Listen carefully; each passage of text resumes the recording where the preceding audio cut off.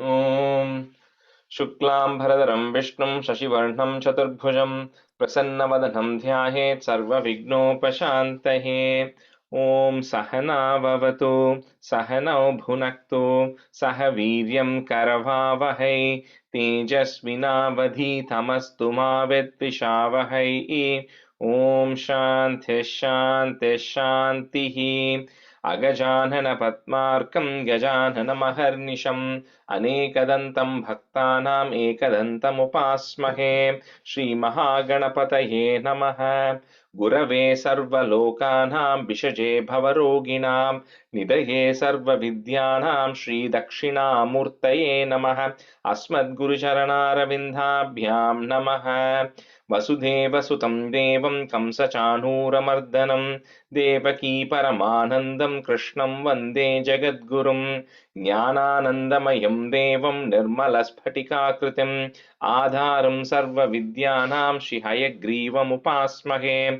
श्रीहयग्रीवमूर्तये नमः। सरस्वती नमस्तुभ्यं वरदे कामरूपिणि विद्यारम्भं करिष्यामि सिद्धिर्भवतु मे सदा। श्रीमहासरस्वत्यै नमः।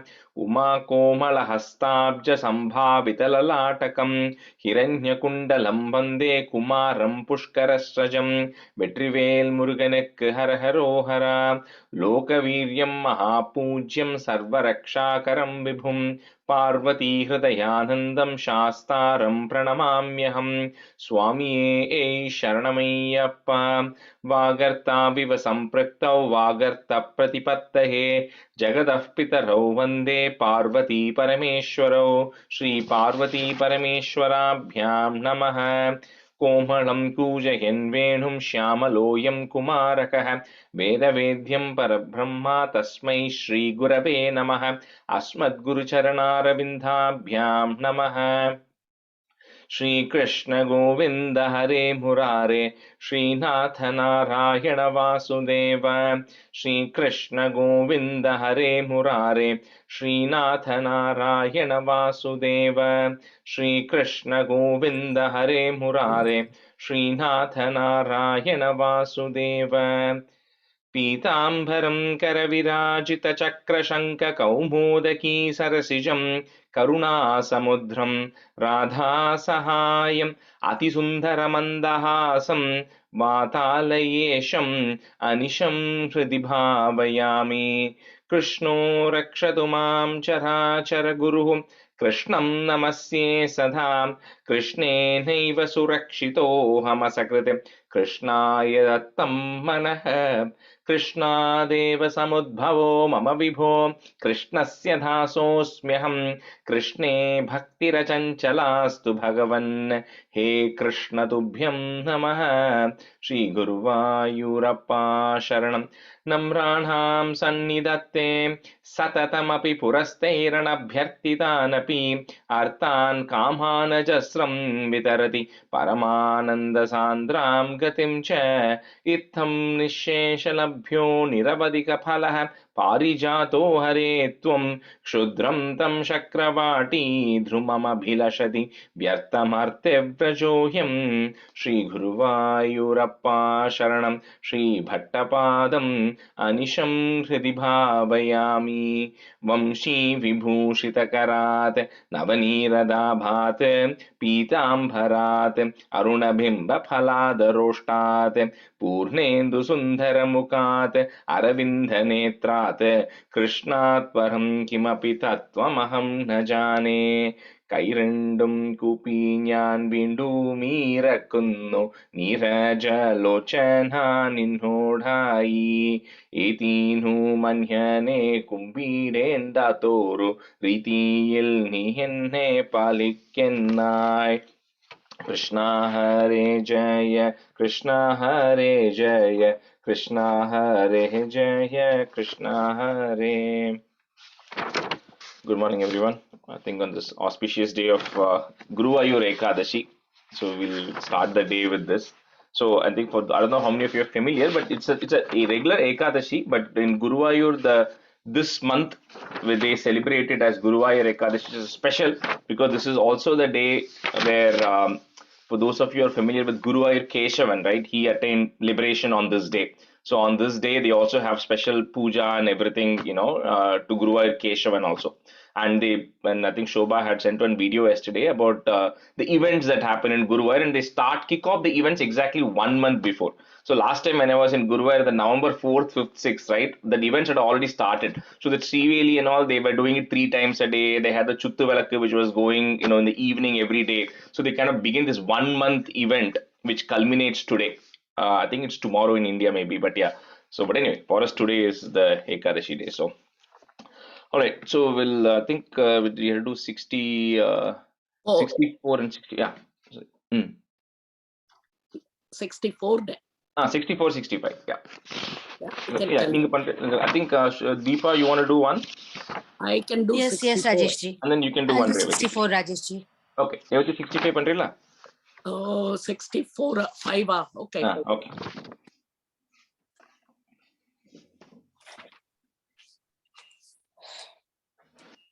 Go ahead. Start பண்ணலாம். Fine. கோவிந்த அபிஷேக வர்ணனம் போட்டிருக்கேன். இந்த புக் கரெக்ட் தானே அது? Govind Abhishekam, Pattabhishekam, either is okay. Yeah. Okay. ஆலோக்ய சைலாதரான் ஆலோக்ய शैलोधरनाधिरूपं प्रभावमुच्चैस्तव गोपालकाः विश्वेश्वरं त्वामे अभिमत्य विश्वे नन्दं भवज्जात कमनव Anvaprichan. भवजात का अன்ப Bhavajjatakam Anvaprichan. भवजातकम् अन्वपुच्छन् गर्गोदितो निर्गदितो निजाय वर्गाय तथा तव प्रभाव तपा परिक्रेना. Yeah, Nijayak becomes like halfway. So Nijaya Vargaya Tatena Tava Prabhava, then it will land. Okay, sorry. गर्गोदितो निर्गदितो निजायः वर्गाय तथा ने तव प्रभावः पूर्वाधिकास्तव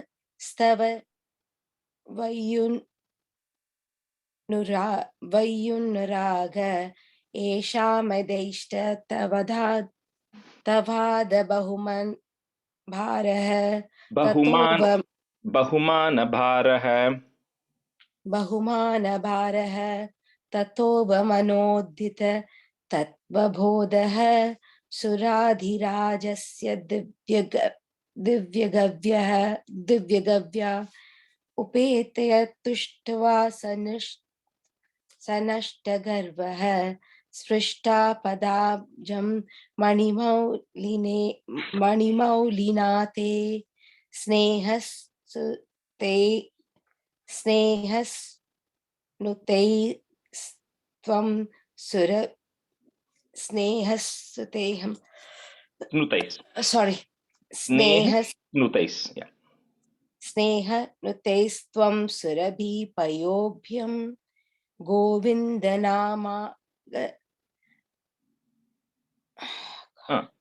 गोविन्दनामाङ्कित अभ्यषिञ्जित् ऐरावतोपहात दिव्यगङ्गा पातोभिरन्देऽपि च जाहातार्षः जगत्त्रयेशे त्वयि गोकुलेशे तथाभिषेके सति गोपवाटः नाकोऽपि वैकुण्ठपदेऽप्यलाभं श्रियं प्रपदे भवता प्रभावात्. And the first word is third line, Nakepi. Nakopi, you said? Yeah, Nakepi. Okay. नाकेऽपि वैकुण्ठपदेऽप्यलाभ्यं श्रियं प्रपद्ये भवतः प्रभावात्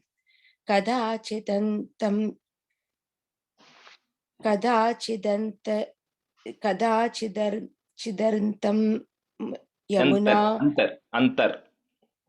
कदाचिदन्तर्यमुना प्रभाते स्नानं पिता वरुणा पुरुषेण नितिस्म नितिस् Neetas. नितः Meetus. இல்ல அந்த இடத்த नितस्तमा அந்த அப்படி கரெக்ட் தான். நீதஸ் தம் ஆனேத்து மகாஃப். नीतस्तमानेतु मघापुरीत्वं त्वां वरुणीकारण मत्यरूप ससम्भ्रमं तेन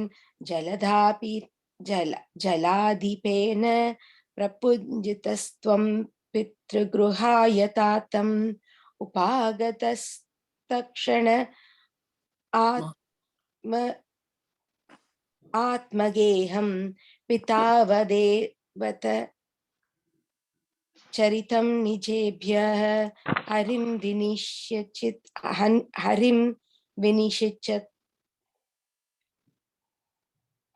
विनिश्चित्य भवत् मेतान् भवत्पदालोकान् बद्धतृष्णान् निरीक्ष्य विष्णु परमं पदं तं தத் பரமம் பதம் தத் परमं पदं तत् दूदाने அதுக்கப்புறம் து கரெக்ட் துராபம். दुरापमन्ये त्वम् अधिदृश्य शास्तान्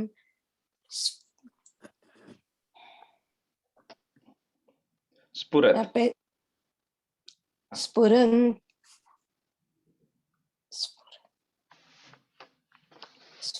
ஸ்புரத் स्फुरन् ஸ்புரத் परनानन्दसभाप्रहावाः प्रपन्न कैवल्य महापयोधौ चिरं निगम्ना खलु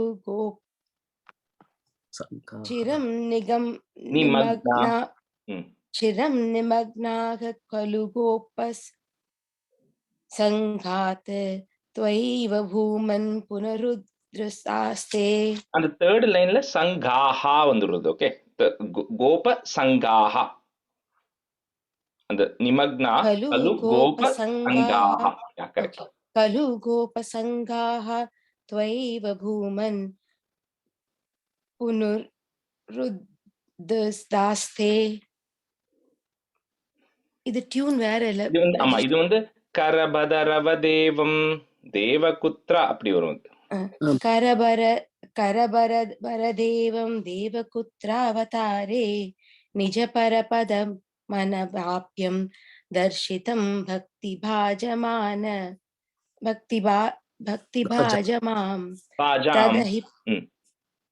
भक्तिभाजां तदहि पशुपरूपी त्वं हि साक्षात् परात्मा पवनपुरवासिन् पाहि मामयेभ्यः. कृष्णाय परब्रह्मणे सर्वं श्री कृष्णाय परब्रह्मणे नमः. Thank you, everybody. Sorry. Oh, no worries. Can I repeat the same 64 and we'll do 65 today, so நீங்க I'll call you a student. So first நீங்க 65 பண்றீங்களா? இல்ல நான் பண்றேன். Sorry, ரேவதி பண்றீங்களா? Okay. Dasakam 65 Gopinam Bhagavat Samipa Gamanam. Gopi Janaya Katitam Niyamavasane Marotsavam Tvamata Sadayidum Pravrattaha Santrena Santramahasa Sisiri Krutase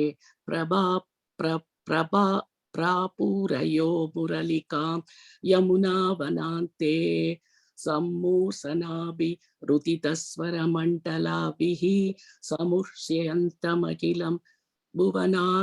Bhuvanantaralam Tvatvenunatamupakarnaya vipo tarunyah tadatrisham kamabhichitta vimohamabuhu tage kritya niratastanaya prasaktaha kanto basevana baracha sarorhakshyaha sarvam vishrujya muraliravamohitaste kantara desamayi kantatano sametaha काचिन्निजाङ्ग परिपूषण तानाहु वेणु प्रणादमुपकर्ण्य कृतार्थभूषाहो त्वमाकता ननु तदैव विभूषिताभ्यः तायेव सम्रुचिरे तव लोचनाय Third line, Twamagata.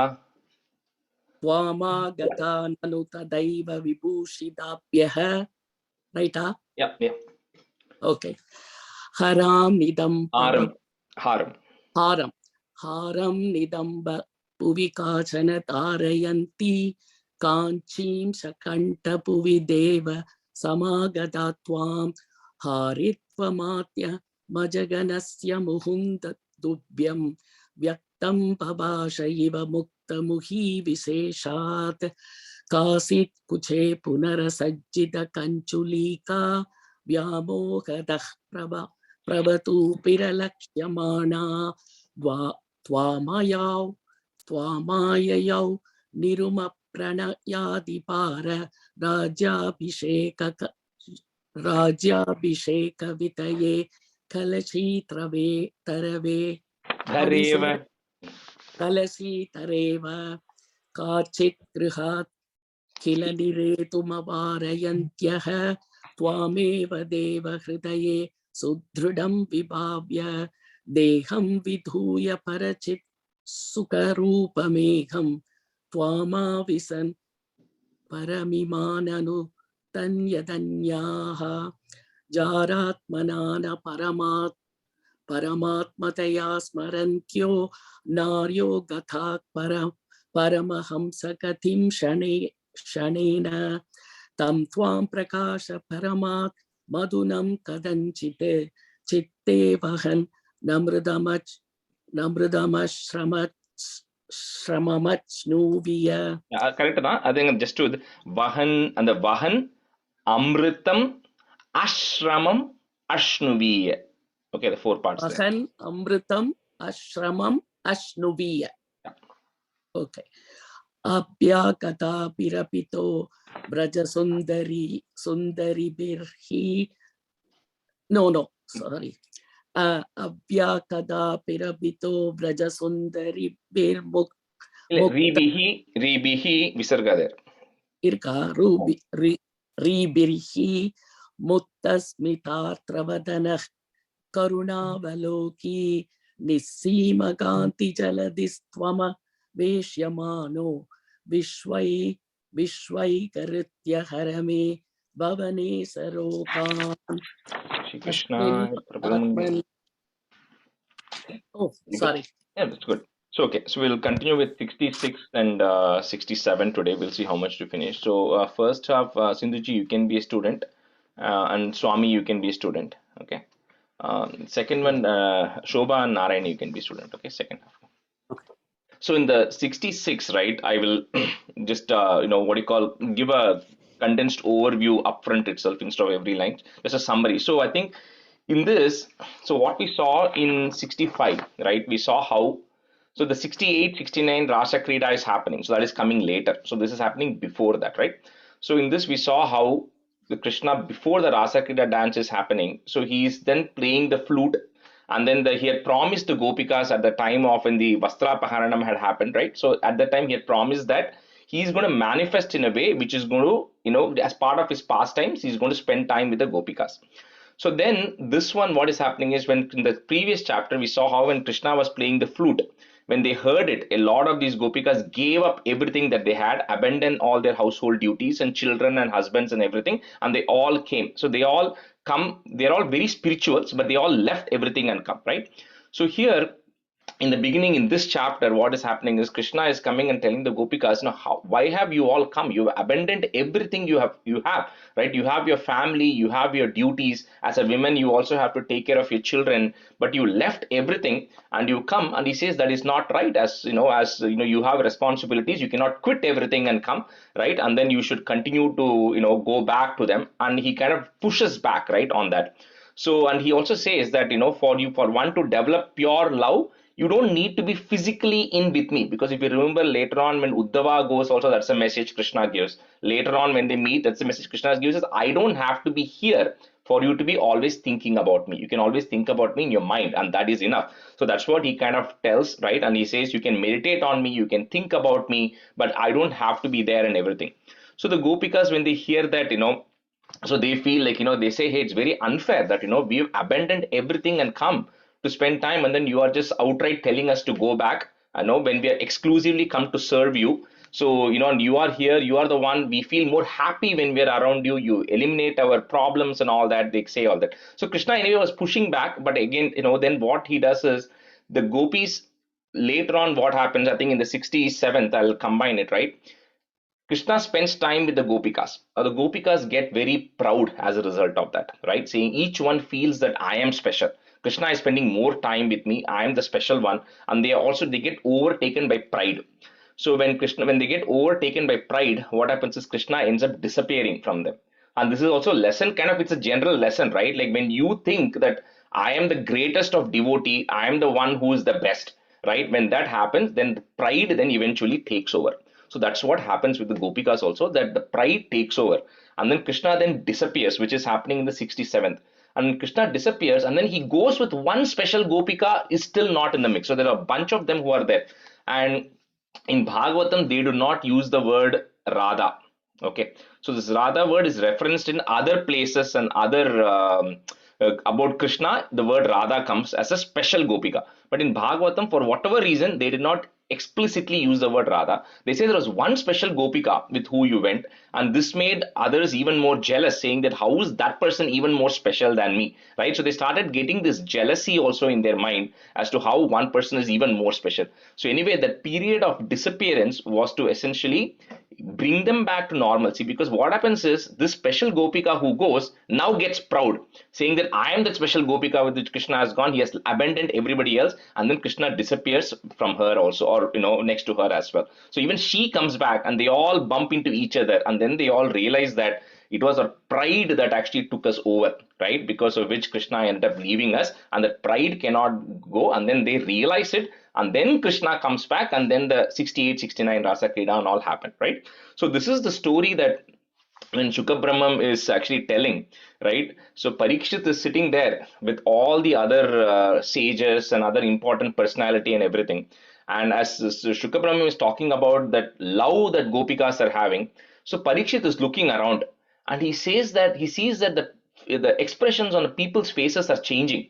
People are wondering, no, this Krishna is supposed to be God, but what do you mean this Gopikas love Krishna, right? He's 8 years old, but then for Gopikas he manifested as a youth as well, right? So he says, how is it possible that the Gopikas can love somebody, and how is it possible that Krishna can reciprocate? Because the problem is anything that you this is related to material desires, right? So when you would have something like this, then this will automatically, you'll get bound by it. We've always seen, move away from material desires. That's a message that everybody gives. But the Gopikas are now getting attached materialistically. How can they get liberation, right? How is that possible? Won't they get bound by that material desires, right? So Shukha Brahmam says very well, the first of all, the Lord's actions are beyond our comprehension. Number one, he says, first you have to realize that, right? Because we cannot understand that behavior, right? So that's why for us he has given things like Gita and everything which we can understand, but his actions we cannot comprehend. Number one. He says, number two, he says people like Kamsa and Shishupala who hated Krishna, who were who always had fear of Krishna and hated Krishna, even they got liberation, right? So, and they got liberation because they were constantly thinking about him. So, even if Gopikas were thinking about him in a materialistic way, they were thinking about him all the time, right? And that is the greatness of Krishna Avataram, is you can think about him however you want. You think about him as a husband, you think about him as a lover, as a brother, as a person you hate. He says it doesn't matter as long as you're constantly thinking about him. And that was the thing. And plus, he also reminds that how the Gopikas were actually advanced spiritual beings who had actually attained significant knowledge before they actually took birth here, right? So it isn't because they were in how lucky are they to be spending time with Krishna in that period, right? For all this period. So like we discussed, they are also already, they have attained that knowledge, and they are also breast spiritual beings who took part because they wanted to manifest in Krishna, wanted to manifest the devote, or they were manifesting their devotion in the form of love. You can manifest your devotion in any way they want, as long as you're always devoted. So that is a message Shukabhabam also gives. So 66, 67, that's what is happening. They come, Krishna spends some time, Krishna disappears, and then they all keep looking around. And then, Bhattadripat being a poet, he says some very beautiful poetic lines. So we'll cover that. And then eventually Krishna comes back. Okay. This is a summary. So this 66 is, although it is a two-liners, it will have the tune of the four-liner. Okay. So upayatanam sudrisham kusumayuda banapata vibashanam abhivanchitam vidhatum kritam matirapita jagata vamamiva. Upayatanam sudrisham, comma, kusumayuda banapata vibashanam abhivanchitam vidhatum, comma, kritamati rapi ta jagata vamamiva.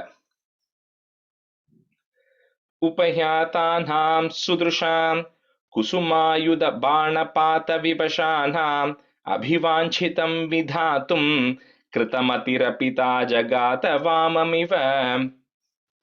Upayadanam sudrisham kusumayuda banapata vibashanam abhivanchidam vidhatum kritamadira jagata vamamiva.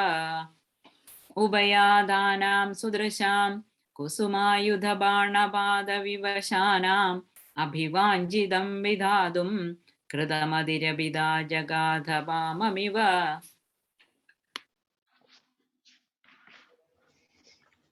Upayatanam sudrisham kusumayuda banapata vivashanam abhivanchitam vidatum kritamatira jagata vamamiva. Upayatanam sudrisham kusumayuda banapata vivashanam abhivanchitam vidatum kritamatira jagata vamamiva. Gagana gatam muni nivaham, comma, Shravayitum jagita kula vadhu dharmam dharmyam khalu te vachanam, comma, karma tu no nirmalasya vishwasyam.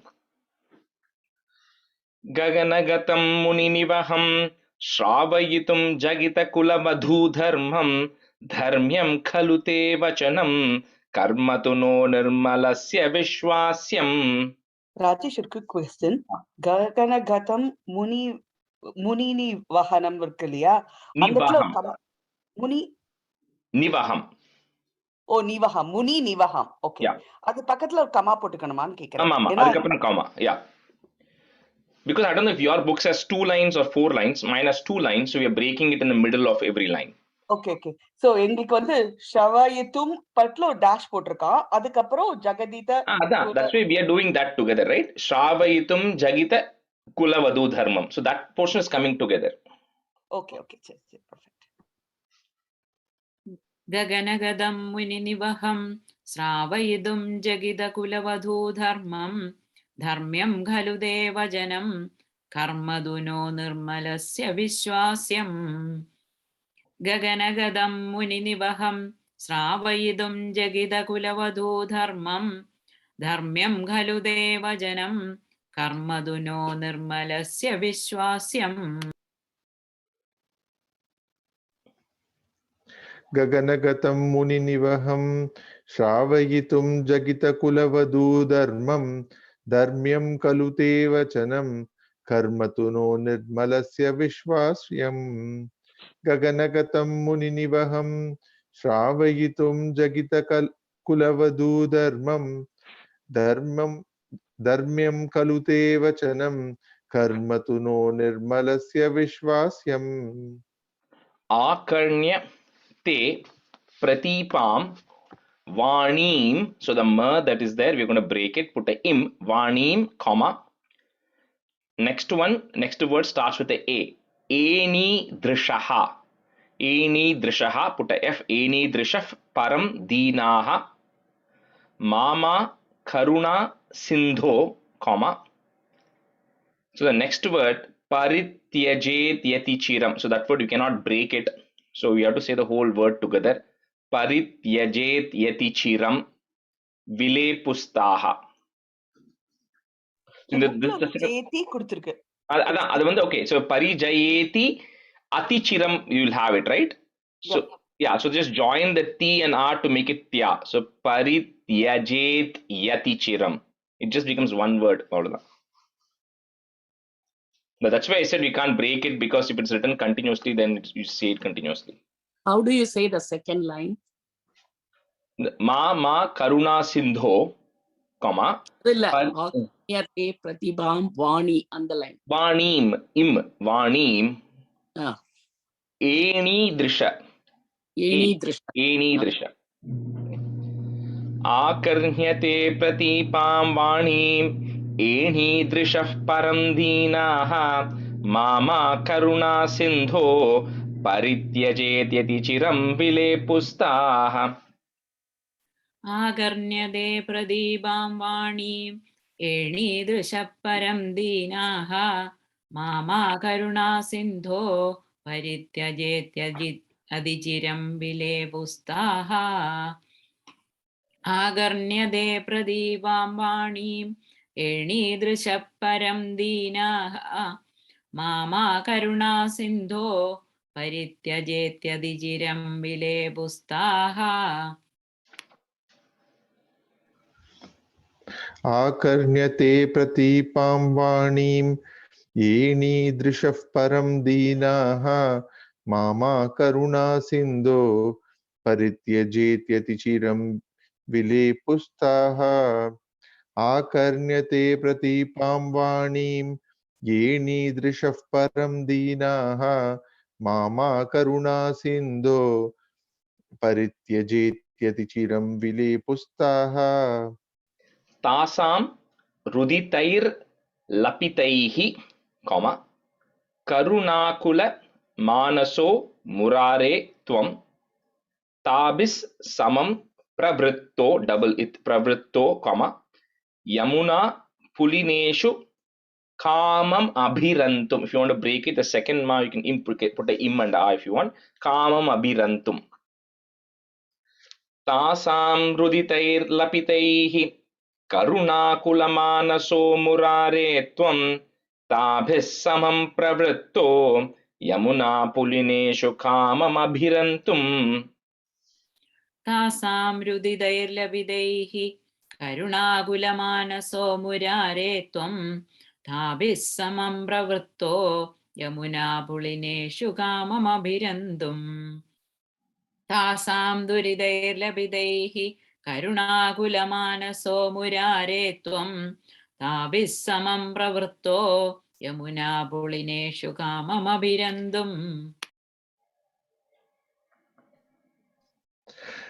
तासां रुदितैर्लपितैः करुणाकुलमानसो मुरारे त्वं ताभिः समं प्रवृत्तो यमुनापुलिनेषु काममभिरन्तुम् तासां रुदितैर्लपितैः करुणाकुलमानसो मुरारे त्वं ताभिः समं प्रवृत्तो यमुनापुलिनेषु काममभिरन्तुम् Chandrakara Syanda Lasat Sun, and then put a, I think I don't know where your line separates, but put a plus, so the first two lines we're going to do it together.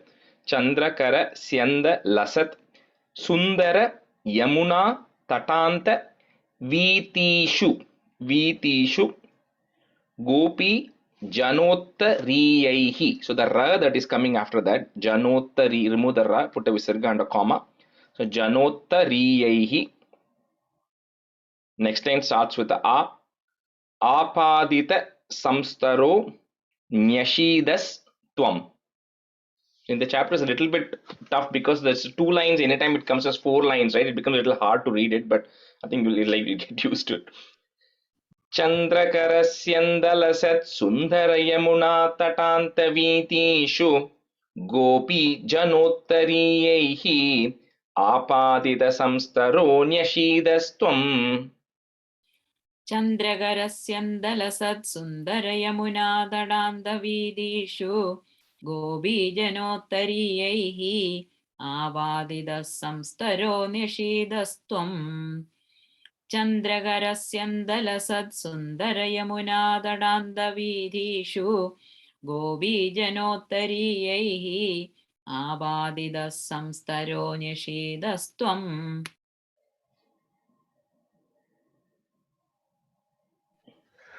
चन्द्रकरस्यन्द सुन्दरयमुना तटान्तवीतेषु गोपीजनोत्तरीयैः आपादितः संस्तरो न्यषीदस्त्वम् चन्द्रकरस्यन्दलसत्सुन्दरयमुना तटान्तवीतेषु गोपीजनोत्तरीयैः आपादितः संस्तरो न्यषीदस्त्वम्. Swami, on the second line end, Vitishu, and the T is not coming out clearly. Vitishu. Vitishu. Okay. Okay. As a te Vitishu. mari it's sounding like a te, but it's a T, right? Okay. Sundara Yamuna Tatanta Vitishu. Viteshu, correct. Vitishu. Okay. Su Madhura Narmala Panaihi, comma, Kara Sangrahanaischa Chumbanolasaihi Gada Lingana Sanghaihi. So the S is which is coming, remove that. Sanghaihi, Visarga and a comma. Tvam Angana, next word, Lokam Akuli. With the ma you can break there if you want. Lokam Akuli Chakrishe. I'll repeat the second part. Gada Lingana Sanghaihi, comma. Tomangana Lokam Akuli Chakrishe. Sumadhura Narma. The first line sorry, first line kama kadayada. After Narmala Panaihi. Narmala Panaihi. Kama irukku. Okay. Sumadhura Narmala Panaihi Kara Sangrahanaischa Chumbanollasaihi Gada Lingana Sangaihi Tomangana Lokamakuli Chakrishe. सुमधुर नर्मलापनैः करसङ्ग्रहणैश्च चुम्बनोल्लसैः गाढालिङ्गनसङ्गैः त्वमङ्गनालोकमाकुली चकृषे. Induji, that first line Narmala Panaihi. Okay. And then the second line Chumbanollasaihi. I think one A was missing there when you were saying that. Okay. सुमधुरनर्मालपनैः करसङ्ग्रहणैश्च जुम्बनोल्लासैः गाढालिङ्गनसङ्गैः त्वमङ्गनालोकमाकुली चकृषे. Sumadura Narmalapanaihi Karasangrahanaischa Chumbanollasaihi Gadalingana Sangaihi Twamangana Lokama Akuli Chakrishe. Sumadura Narmalapanaihi Karasangrahanaischa Chumbanollasaihi Gadalingana Sangaihi Twamanganalokamakuli Chakrishe. Vaso Harana Dine, comma, Yat Vaso Haranam Prati Shrutam Tasam Tadapi Vibho Rasa Vivasha Swantanam, comma, Kanta Subruvama Dadaha. That you can break it if you want at that ma, or you can say it together. Subruvama Dadaha. Rajesh, a quick question. Sorry, and probably I'm not. The first line la enga kama varudhu because it's like a Vaso Harana Dine. Okay, because mine is like a 4-liner, so rendu liner varudhu, so that's the reason why confusing as to where to put the comma. I know, in this chapter, the problem is the length of the sentences also keep changing in every stanza, right? So this is one of those odd chapters. It's like 44. 44 also was like this. The Namakaranam also is a little bit like that only. So some chapters, the chandas is that way. So वासोहरणदिने यद्वासोहरणं प्रतिश्रुतं तासां तदपि विभो रसविवशस्वान्तानां कान्तसुब्रुवामदधाः वासोहरणदिने यद्वासोहरणं प्रतिश्रुतं तासां तदपि विभोरासविवशसान्द्वानां कान्तः सुभ्रुवामददाः. Third line rasa, you said rasa, tadapi vibo rasa. Yes, okay. वासोहरणदिने यद्वासोहरणं प्रतिश्रुतं तासां तदपि विभोरसविवशस्वान्दानां कान्तः सुभ्रुवामददाः.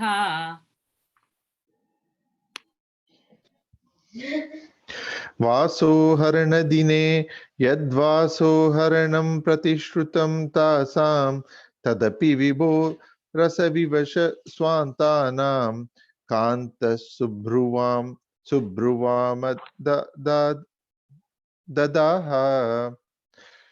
वासोहरणदिने यद्वासोहरणं प्रतिश्रुतं तासां तदपि विभो रसविवशस्वान्तानां कान्तः सुभ्रुवामददाः Kandalita gharma lesham, comma, kunda mridu smera vaktra patojam nanda suta twam tri jagat sundaram. So im, in that mu you break it, sundaram, comma, next word starts with the u, upaguhya nandita balaha.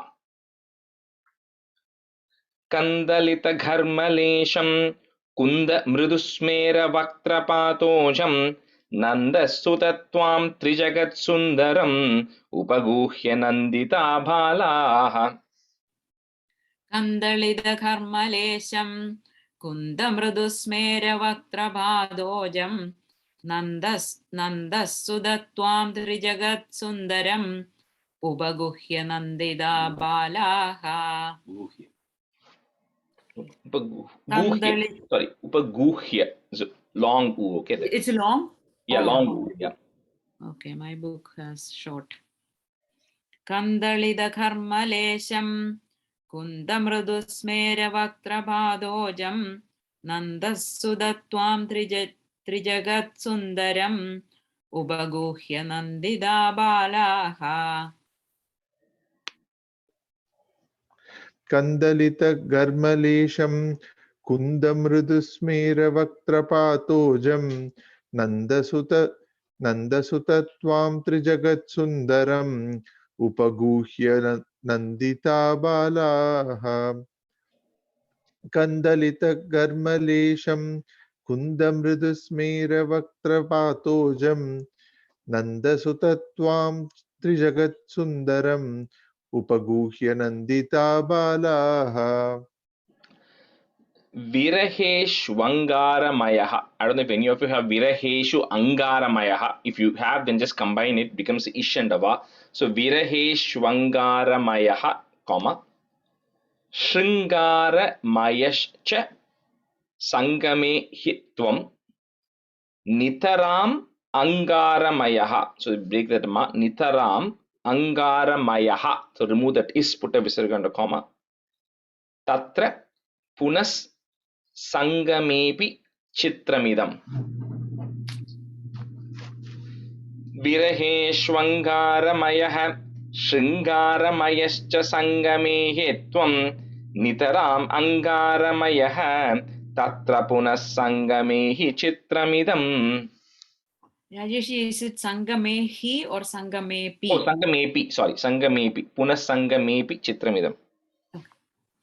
विरहेष्वङ्गारमयः शृङ्गारमयश्च सङ्गमे हि त्वं निधरामङ्गारमयः तत्र पुनः सङ्गमे विचित्रमिदम्. विरहेष्वङ्गारमयः शृङ्गारमयश्च सङ्गमे हि त्वं निधरामङ्गारमयः तत्र पुनः सङ्गमे विचित्रमिदम्.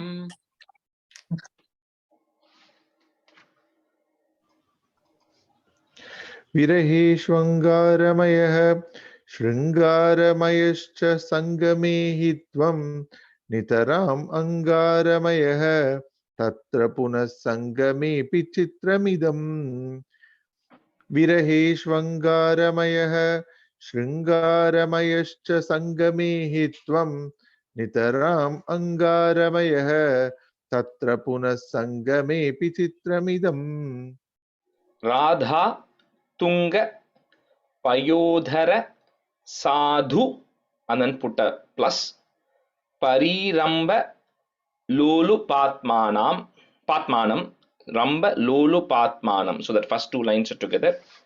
Aradaye bhavantam comma pavana puradhisha shamaya sakala gadan. So here Bhattadripad is using the word Radha. So he is saying that, you know, Aradaye, I want to worship you, bhavantam you, who is longing to embrace Radha. So he is bringing the word Radha or the character Radha in here and saying that how Krishna has a special preference for that. So it is there in Narayaneeyam, it's just not there in Bhagavatam, and other places it's anyway there. So Radha tunga payodhara sadhu pari rambalolupatmanam आराधये भवन्तं पवनपुराधीश शमय सकलगदान् राधादुङ्गभयोधर साधुपरीरम्भलोलुपात्मानम् आराधये भवन्तं पवनपुराधीश शमय सकलगदान् राधादुङ्गभयोधर साधुपरीरम्भलोलुपात्मानम् आराधये भवन्तं पवनपुराधीश शमय सकलगदान् राधा तुङ्गपयोदर साधु परिरम्बलोलुपात्मानम् आराधये भवन्तं पवनपुराधीश शमय सकलगदान् राधा तुङ्गपयोधर साधु परिरम्बलोलुपात्मानम् आराधये भवन्तं पवनपुराधीश शमय सकलगदान् Shri Krishnaya Parabrahmane Namaha. That was a pretty quick chapter. Rajesh ji, Sadhu Pari, it's a long, right? No, yeah, Sadhu Pari is a long one, yeah, long. 67. So this is a two-liner tune only, so it will be straightforward. Spurat parananda rasatmakena tvaya samasadita bhogalilaha असीममानन्दभरं प्रपन्नाः महान्तमापुर्मदमम्बुजाक्ष्यः. So स्फुरत् परानन्द रसात्मकेन त्वया समासादित भोगलीलाः असीमम् आनन्द, if you want to break it, असीमम् Anand भरं प्रपन्नाः. If you don't have a visarga, put a visarga and a comma. प्रपन्नाः Mahantam apur madam ambujakshyah. The madam is ambujakshyah are people who have lotus like eyes, referring to the gopikas. Madam, so they are now swelling with pride. So that's why madam ambujakshyah. Spurat parananda rasatmakena tvaya samasadita bhogalilaha asimama. Sorry, I will switch. Okay, I forgot it. Narayani and Shobha here.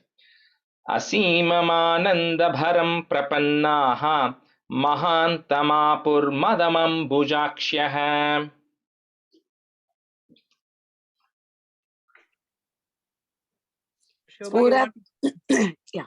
स्फुरत् परानन्दर रसात्मकेन त्वया समासादित भोगलीलाः असीममानन्दभरं प्रपन्नाः महान्तमापुर् मदमम्बुजाक्ष्यः.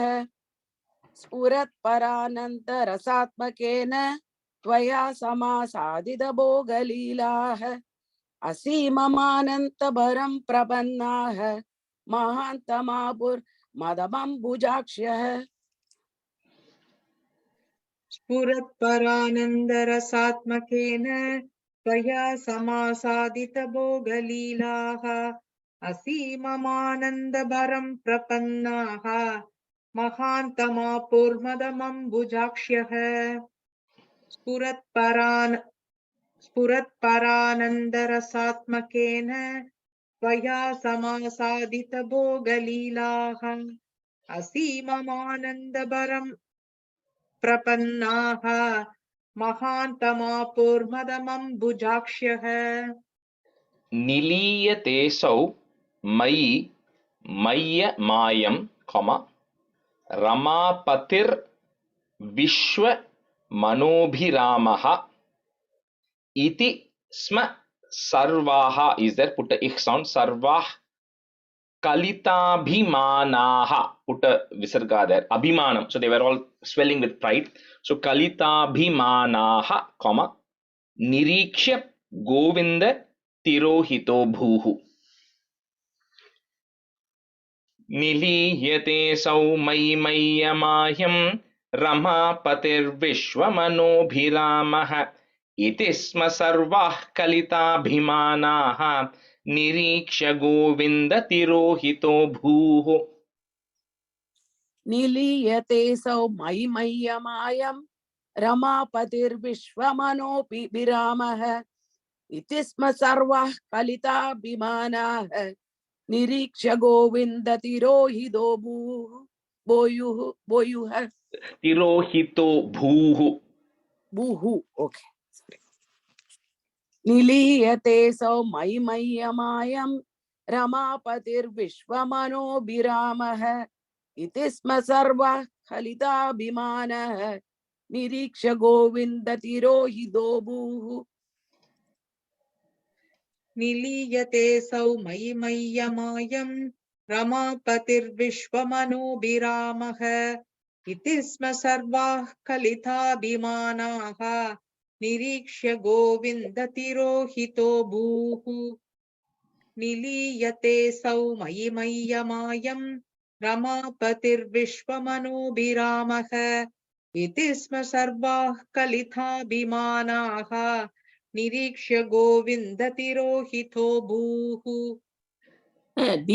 in the fourth line நிரீஷ்ய Govind தீரோஹி இது தீர்க்கம் தானே தி in first ta tirohito bhuhu இல்ல இது long தி தானே illa first ti tirohito bhuhu short ti so Okay. nirikshya govinda tirohito bhuhu okay இந்த புக்ல long போட்டிருக்கு அப்படி okay just yeah radha bhidam tavada jata garvam so put a im there that ma tavada jata garvam comma next word starts with the a ati priyam gopavadhum murare bhavan upadhaya gato viduram comma taya saha swaira vihara khari.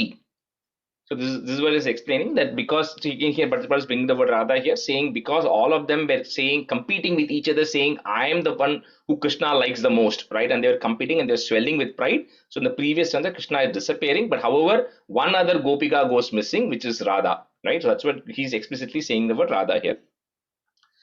Radha bhidam tavada jata garvam ati priyam gopavadhum murare भवानुपादाय गतो विदूरं तया सह स्वैरविहारकारी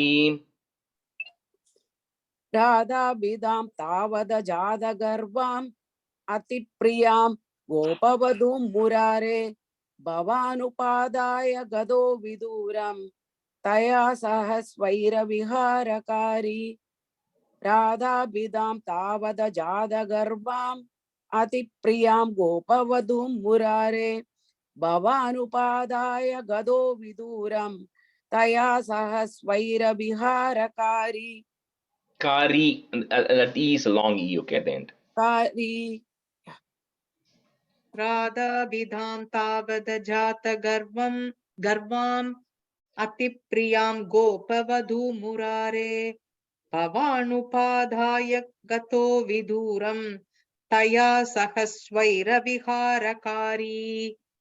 राधाभिधां तावद गर्वाम् अतिप्रियां गोपवधूं मुरारे भवानुपादाय गतो विदूरं तया सह स्वैरविहारकारी तिरोहितेत त्वयि जात तापाः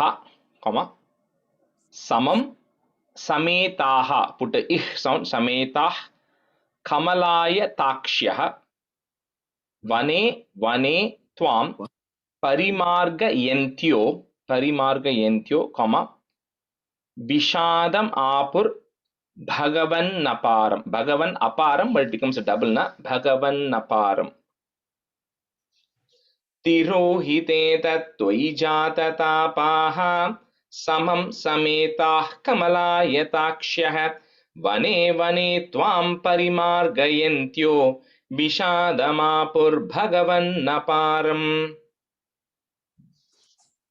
तिरोहिते तत्त्वयि जाततापाः समस्तमेधः कमलाय दाक्ष्यः वने वने त्वां परिमार्गयन्त्यो विषादमापुर्भगवन्तपारम्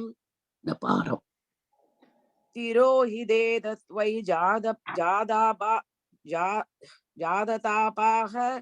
समस्तमेधः कमला समं समेताः समं सेधः कमलाय दाक्ष्यः वने वने त्वां परिमार्गयन्त्यो विषादमापुर्भगवन्नपारम् तिरोहिते तत्त्वयि जाततापाः समस्तमेधः कमलाय mistake பண்ணினேனா and the sammas I'm hearing a is sound im sound samam sametah oh sure samam samedah kamalaya dakshah vane vane tvam parimargayantyo vishadamabur bhagavannaparam Rajesh அந்த தேர்ட் லைன்ல வந்து யந்தியகன்னு சொல்லணுமா யந்தியோ சொல்லணுமா அது entyo just change it to entyo and the visarga வந்து becomes a yo because of the weak letter coming later so okay thank you तिरोहिते तत्त्वयि जाततापाः समं समेताः कमलायताक्ष्यः वने वने त्वां परिमार्गयन्त्यो विषादमापुर्भगवन्नपारम् तिरोहिते तत्त्वयि जाततापाः समं समेताः कमलायताक्ष्यः वने वने त्वां परिमार्गयन्त्यो विषादमापुर्भगवन्नपारम् கரெக்ட்டா சொல்றீங்கும்போது எங்கயாவது எழுதி விடுறேன் yeah that's okay ha chuta ha champaka karnikara comma ha mallike malati बालवल्यः किं वीक्षितो नो हृदयैकचोरः इत्यादि तास् त्वत् pravana bilepuhu. So because Krishna has disappeared, all these gopikas, they are lamenting, right? They're going around the forest and they are wandering everywhere and they're going looking for him. So, you know, in this poetic sense, they are kind of asking all this champaka tree, karnikara, mallika, all different types of trees. They're going around and asking the trees, did you see Hridayekachoraha? Did you see the person who's stolen away our hearts? And they're going around wandering, right? Looking for where Krishna is right now. So in this chapter, and I think it will come later on, nine stanzas. So this is a very beautiful Gopi Geetam. So they sing, you know, looking for, earning for Krishna, right? So Andal has had a lot of bhajans like that, right, where she's earning for Krishna. So the Gopikas also have a very nice stuti that they do, which they're earning for it. So all of this is a mix of that, right? From here to later, they'll all kind of talk to each other and then they will imitate, which we also do, right? If you're missing somebody, first you're earning for them and then you'll try to imitate them, right? Or because you're constantly thinking about them, oh, this person is to say this way, this person is to behave this way, and they enact all the dramas that whatever Krishna has done. So amongst themselves, they're all, because they're all missing him, and then they go and then have a very nice Gopi Geetam where they're going and praising and say how we really miss you, right? And after that, and that's when after the pride is completely gone and the true feelings come out of earnings, then Krishna comes back. So that's what happens in this chapter essentially. Ha chutaha champaka karnikara हा मल्लिके मालति बालवल्यः किं वीक्षितो नो हृदयैकचोरः इत्यादि तास्त्वत्प्रवणा विलेपुः.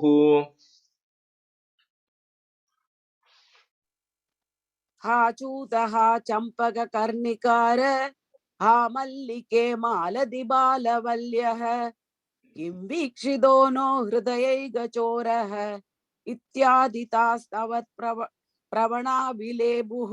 And the fourth line, तास्त्वत्.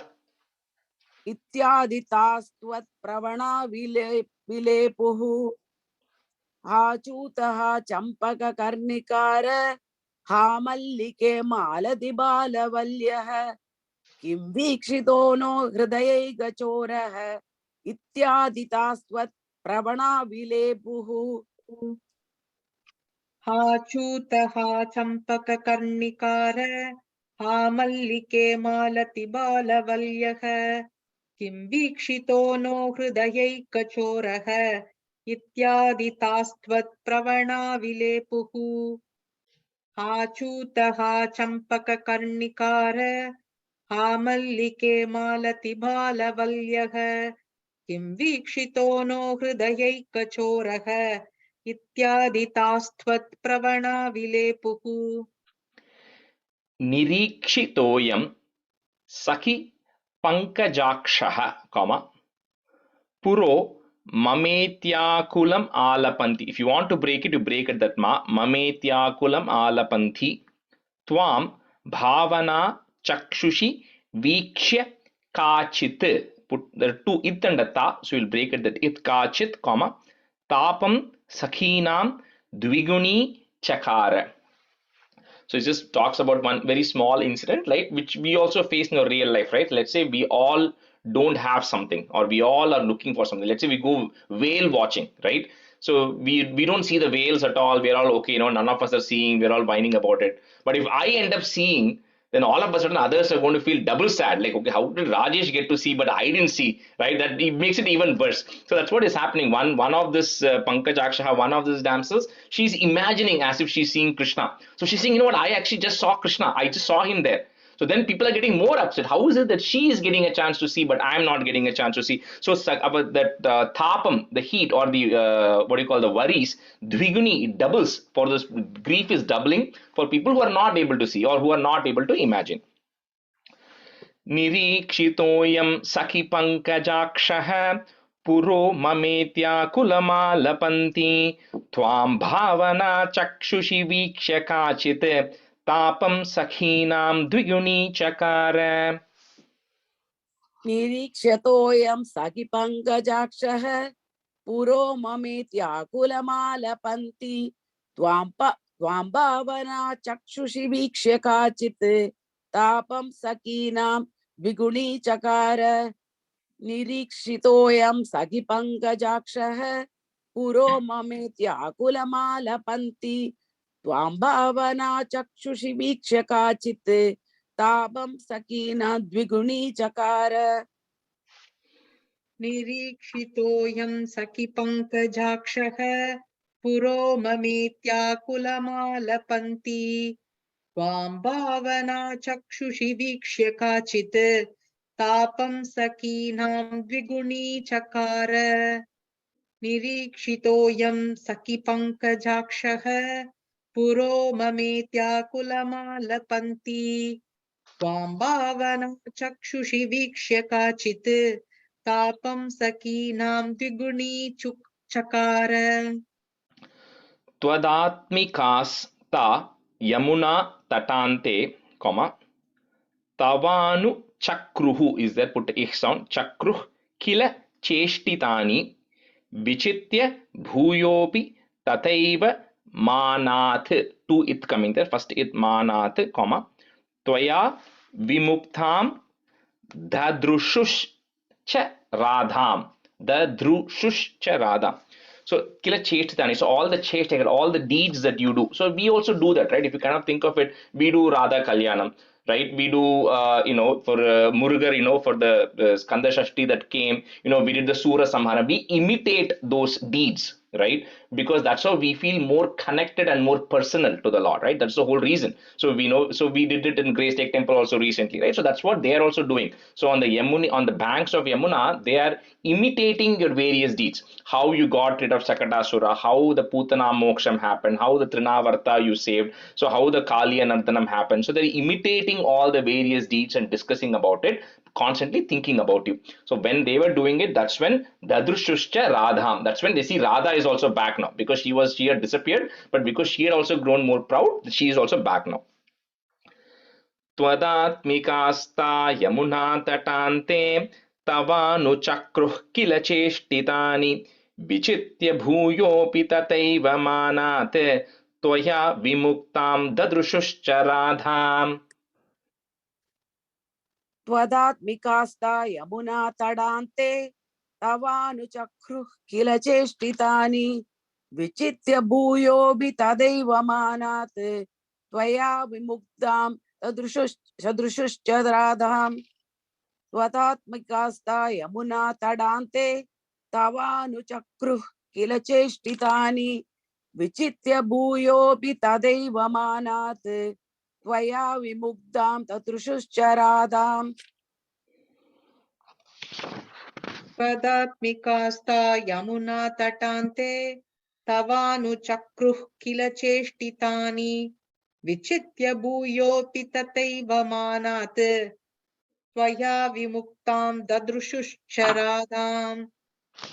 त्वदात्मिकास्ता Yamuna तटान्ते तवानुचक्रुः किल चेष्टितानि विचित्य भूयोऽपि तथैव मानात् त्वया विमुक्तां ददृशुश्च राधाम्. Tataha is there put is tatas samam ta vipine samantat. Again, it and ta is coming. So first we'll put the it samantat, comma. Tamo vatharavadi. Tama, so tamo vatharavadi margayantyah punar vimishra yamuna tatante, comma. Brisham vile pushcha jagur gunamste. So this is where just condensed and says they're constantly thinking about it, but detailed the what you call Gopika Geetam, where they're singing multiple praises, but Bhatripad is not giving all the details. He's just saying they're constantly thinking about you, all of them wandering. Tatas samhamta vipine samantate tamo vatara vadimargayantyah punar vimishra yamuna tatante brisham vile pushcha jagur gunamste. तदा समस्ता विपिने समन्तात् तमोवतारावधिमार्गयन्त्यः पुनर्विमिश्रा यमुना तडान्ते पृशं विले पुश्च जगुर्गुणांस्ते. Shobha, the first line, Tata Samam Im. Yes, sure. ततः समं ता विपिने समन्तात् तमोवतारावधिमार्गयन्त्यः पुनर्विमिश्रा यमुना तडान्ते पृशं विले पुश्च जगुर्गुणांस्ते. ततः समं ता विपिने समन्तात् तमोवतारावधिमार्गयन्त्यः पुनर्विमिश्रा यमुना तटान्ते वृषं विले पुश्च जगुर्गुणांस्ते. ततः समं ता विपिने समन्तात् तमोवतारावधिमार्गयन्त्यः पुनर्विमिश्रा यमुना तटान्ते वृषं विले पुश्च जगुर्गुणांस्ते. Tatha Vyata Sankula Manasanam, comma, Brajangananam Karunaika Sindho Jagat Trayi Mohana Mohanatma, comma, Tvam Pradurasirai Mandahasi. So he says eventually when they reach that point, like at some point, and it's where Lord decides this is the time. So you then come, you are Karunaika Sindhu, you're full of compassion. So you then come, and when you come in front of them with a with a mandahasi, with with a smile on your face. You then return back to them. Tatha vyata sankulamanasanam Brajangananam karunaika sindho jagatrahi mohana mohanatma tvam pradurasirai mandahasi. Tada vyata sangula manasanam Brajangananam karunaiga sinto jagatrayi mohana mohanatma tvam pradurasirai mandahasi. Tada vyata sangula manasanam Prajangananam karunaika sinto jagatrayi mohana mohanatma tvam pradurasirai mandahasi. तथाप्यथा संकुलमानसानां व्रजाङ्गनानां करुणैकसिन्धो जगत्त्रयी मोहनात्मा त्वं प्रादुरासीरयि मन्दहासी तथाव्यथा संकुलमानसानां व्रजाङ्गनानां करुणैकसिन्धो जगत्त्रयी मोहनात्मा त्वं प्रादुरासीरयि मन्दहासी. Sandigdha sandarshanam atma kantham, tvam vikshya tanvya. So in and avya, tanvyaha is there, put is tanvyas sahasa tadanim kim kim na chakruhu, put a f chakruf pramadati bharat, sa tvam gadat palaya marutesha. Says, oh Lord, that Lord who you, after the Gopikas were earning for you so much, you finally came, right? And then you removed their sorrows and gave them happiness. And what all they did not do, because they thought they were not going to meet you, but you finally came and gave them happiness. Oh, that you, Satvam, that you, please eliminate my ailments also. Sandigdha sandarshanamaatmakantam tvam vikshya tanvyas sahasa tadanim kim kim na chakruh pramadati bharat satvam gadat palaya marutesha. Rajesh, what is that gadat palaya means? So gadat is to eliminate or get rid of. Oh. Gadat palaya means to get rid of my ailments, save me from my ailments. It could mean save or get rid of. Either way, save me from my ailments. Thank you, Raj. Sandikta sandarshanam atmakantam tvam vikshya tanvya sahasa dadarim kim kim na shatruf pramadadi bharat satvam gadat palaya marutesha. Sandikta sandarshanam atmakantam tvam vikshya tanvya sahasa dadarim kim kim na shatruf pramadadi bharat Satvam gadat palaya marudesha. Shobha, and the which one? Yeah, third line. Chakruf. I was hearing some other word sound. Chakru F dane end line. Okay, chakruf. Chakru CHAKRU. Breath varada. Yeah, sorry. Yeah. No worries. Sandigdha sandarshanamaatmakantam त्वां वीक्ष्य तन्व्यः सहसा तदानीं किं किं न चक्रुः प्रमदाति बारात् सत्वं गतात् पालय मारुतेश. सन्दिग्धसन्दर्शनमात्मकान्तं त्वां वीक्ष्य तन्व्यः सहसा तदानीं किं किं न चक्रुः प्रमदाति बारात् सत्वं गतात् पालय मारुतेश. Shri Krishnaya Parabrahmane Namaha. We'll end the class here. Sandhranandhavabodhatmakamanupamitam kaladeshavadibhyam निर्मुक्तं नित्यमुक्तं निगमशतसहस्रेण निर्भास्यमानम् अस्पष्टं दृष्टमात्रे पुनरुरुपुरुषार्थात्मकं ब्रह्मतत्त्वं तत्तावद्भाति साक्षात् गुरुपवनपुरे हन्त भाग्यं जनानां कायेन वाचा मनसेन्द्रियैर्वा बुद्ध्यात्मना वा प्रकृते स्वभावात् करोमि यत् सकलं परस्मै नारायणायेति समर्पयामि.